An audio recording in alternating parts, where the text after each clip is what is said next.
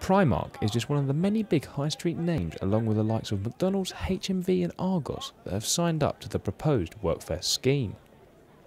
The scheme means that able-bodied people claiming job seekers allowance will have to take a 6-month work experience placement in order to keep receiving benefits.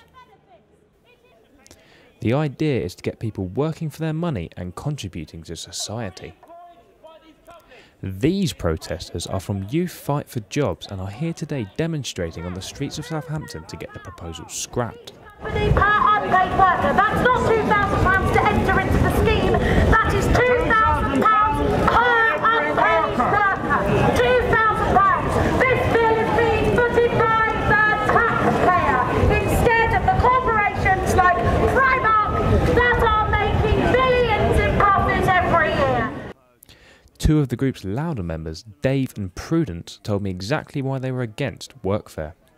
Well, we're hoping to scrap that. We can encourage Primark, etc., to scrap this workfare programme, which is obviously, to any thinking person, ridiculous.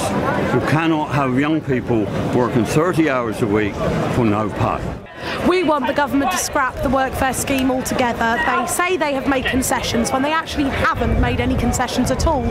I mean, the voluntary work experience scheme was meant to be voluntary in the first place, so how is it a concession that it's now voluntary? I say that's deception. And then George Osborne has been quoted as saying that if you do not agree to the voluntary work experience scheme, you will be suggested for the mandatory work experience scheme, which is in effect the same issue that we were protesting against last week, that this is in fact not voluntary, it's mandatory. It is young people being forced to work for nothing, and we want the scheme scrapped.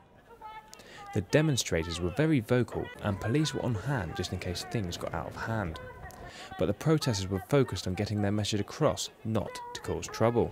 And during the day, it was even announced that Boots had pulled out of the scheme due to the protests.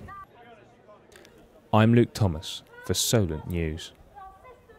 Youth Fight for Jobs, and we say no!